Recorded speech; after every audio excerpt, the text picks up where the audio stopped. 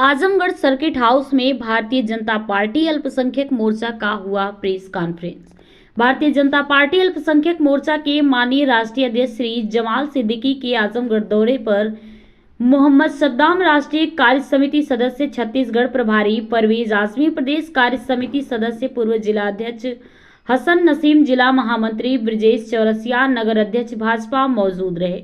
बैठक में शामिल होकर कार्यकर्ताओं से संवाद करते हुए जनपद के विकास के मुख्य धारा से जोड़कर लोगों तक सरकार का लाभ पहुंचाने और तमाम मुद्दों पर कार्यकर्ताओं को आवश्यक निर्देश दिया गया। जन्म से अपने स्थापना काल से सबका साथ सबका विकास पर काम कर रही है। मैं आपको 6 अप्रैल 1980 को लेकर जाना चाहूंगा।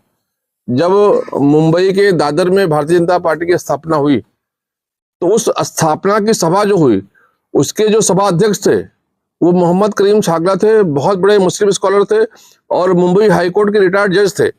उनकी अध्यक्षता क्यों की गई? क्योंकि सभी का उसमें समावेश होना चाहिए।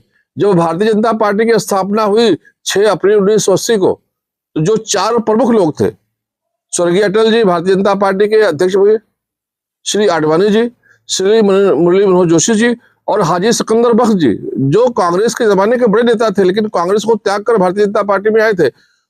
हाजी सिकंदर बख्श को भी महामंत्री बनाया गया। जो 3 महामंत्री थे, एक अध्यक्ष थे, उसमें हाजी सिकंदर बख्श यानी मुसलमानों की नुमाइंदगी कर रहे थे। लेकिन अफसोस इस बात का कि हमारा जो भाई वो भावनाओं में सोचता है, वो दिल से दोस्ती करता है, दिल से दुश्मनी करता है, दिमाग का इस्तेमाल नहीं करता है। जब हमने दिमाग का इस्तेमाल नहीं किया तो हमारे भावनाओं का इस्तेमाल करके हमें भारतीय जनता पार्टी से दूर रखा गया। वरना अगर देखें तो भारतीय जनता पार्टी में 25% की भागीदारी मुसलमानों की भी है, सिकंदर बख्श के रूप में। जब हम अपनी भागीदारी छोड़ देंगे, जब हम शिक्षा से दूर हो जाएंगे, जब हम रोजगार से दूर हो जाएंगे और किसी के हाथों में हम खेले जाएंगे तो हमारा विनाश होगा ही। वो हमारे साथ हुआ है। लेकिन मुझे खुशी इस बात की, कागजों में तो ठीक है, आपके आंकड़े ठीक है, कागजों में तो आपने दुरुस्त कर लिया, लेकिन धरातल पर उसका कोई वो नहीं है, तो मामले सिंह होती है। मुझे लगता है कि गांधी जी के सपनों को पूरा करने का काम असल मानों में भारतीय जनता पार्टी ने किया था। गांधी जी ने कहा था, बीजेपी अपने संविधान से मुकर गई है, बदल गई है। नहीं, बीजेपी का संविधान जो पहले था वो आज भी है। बीजेपी की आस्था जो पहले थी वो आज भी है। बीजेपी का जो विकसित भारत, विकासशील भारत और मजबूत भारत का जो सपना था वो आज भी है। सबसे ज्यादा अगर गांधी जी के बातों को, उनकी विचारधारा को, गांधी जी को सम्मान देने का काम, गांधी जी के लोगों को सम्मान देने का काम अगर किसी ने किया है तो भारतीय जनता पार्टी ने किया है।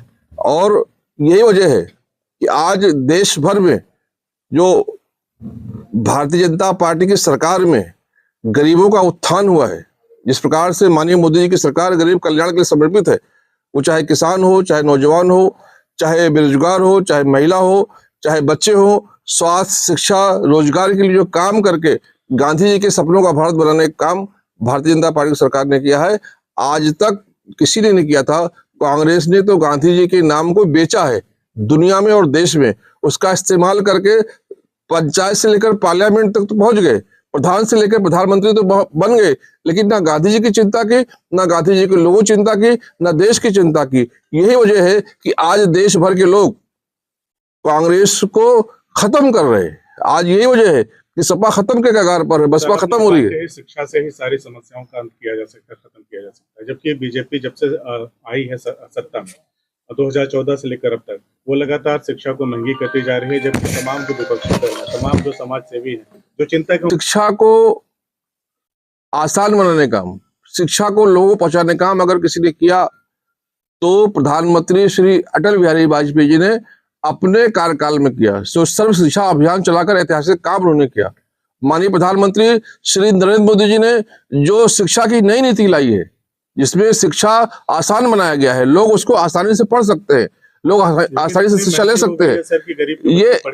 ये देखिए, इसलिए ये महंगी लग रही है क्योंकि हमें जानकारी नहीं है। आज अगर आप देखेंगे तो माननीय प्रधानमंत्री श्री नरेंद्र मोदी जी ने जो गरीब लोग हैं, जिनके पास रिजर्वेशन की जगह नहीं है, जो रिजर्वेशन में नहीं आते हैं, उनको भी रिजर्वेशन में लाकर जो इकोनॉमिकल बैकवर्ड क्लास, जिसको ईडब्ल्यूएस कहते हैं, ईबीसी कहते हैं, इकोनॉमिकल बैकवर्ड क्लास, उनको भी शिक्षा मिले रिजर्वेशन मिले, उसके लिए 10% का आरक्षण भी दिया है। वो सवर्णों को दिया जाता है। अगर ऐसे में मैं पूछूं, अगर मुस्लिम कम्युनिटी में पसमानदा को मैं बताऊं आपको, इसका ईबीसी का सबसे ज्यादा लाभ मुसलमानों को है, क्योंकि सबसे ज्यादा सवर्ण मुसलमान है। अगर कोई पसमंदा भी है तो उसको ईडब्ल्यूएस का सर्टिफिकेट मिलता है, हालांकि उसके पास बैकवर्ड क्लास का सर्टिफिकेट नहीं मिलता है। और जितने भी पसमंदा समाज के लोग हैं उनको बैकवर्ड क्लास का आरक्षण मिले, उनको बैकवर्ड क्लास की सुविधा मिले, इसकी भी व्यवस्था सरकार ने की है। चाहे पसमंदा हो, चाहे बैकवर्ड हो, चाहे आदिवासी हो, चाहे अल्पसंख्यक हो, कोई छूट ना पाए सरकारी योजनाओं से, इसका व्यवस्था माननीय प्रधानमंत्री ने किया है। और सबको सरकारी योजनाओं के माध्यम से लाभ देकर शिक्षा देने का काम माननीय प्रधानमंत्री कर रहे हैं। हमें उन योजनाओं को नीचे तक पहुंचाना पड़ेगा, हमें उन योजनाओं से लोगों को जोड़ना पड़ेगा। लेकिन मुझे इस बात का अफसोस है कहीं ना कहीं, विशेष रूप से जब मैं आजमगढ़ में कल से प्रवास करके देख रहा हूं, तो जो लोग यहाँ पर विधायक हैं, जो लोग यहाँ पर सांसद हैं, जो लोग यहाँ पर अपने आप को समाजसेवी कहते हैं, वो सरकारी योजनाओं को नीचे तक पहुंचाने का काम नहीं कर रहे। उनको लगता है कि अगर प्रधानमंत्री श्री नरेंद्र मोदी की योजना गरीब को मिल गई तो गरीब तो प्रधानमंत्री श्री नरेंद्र मोदी से जुड़ जाएगा, फिर सपा कहाँ रहेगी, सपा खत्म हो जाएगी। अपने लाभ के लिए, अपने लाभ के लिए लोग, विधायकों का आरोप है कि हमें जब भी इस तरह की मीटिंग्स होती हैं तो हमें आमंत्रित ही नहीं किया जाता, हमें बुलाया भी नहीं जाता। ये सांसद का भी आरोप है। अभी हालिया में यहाँ पे एक आजमगढ़ महोत्सव हुआ जिसमें सांसद तक को इनविटेशन। अपने कमियों को छुपाने के लिए किसी पर आरोप लगाना, ये मुझे लगता है ठीक नहीं है। अगर एक सांसद एक अधिकारी से डील नहीं कर पा रहा है तो उसको सांसद रहने का कोई अधिकार नहीं है और उसको इस्तीफा दे देना चाहिए। जब वो अपने कर्तव्यों को निभा नहीं पा रहा है और उसको कर्तव्यों को निभाने में अगर अधिकारी अड़चन बन रहे हैं तो उसको सांसद रहने का, विधायक रहने का कोई अधिकार नहीं है।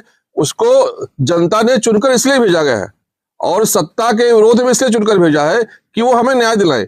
लेकिन अगर वो शासकीय योजनाओं को पहुंचा नहीं पा रहे तो मुझे लगता है कि ये उनकी निजी कमी है।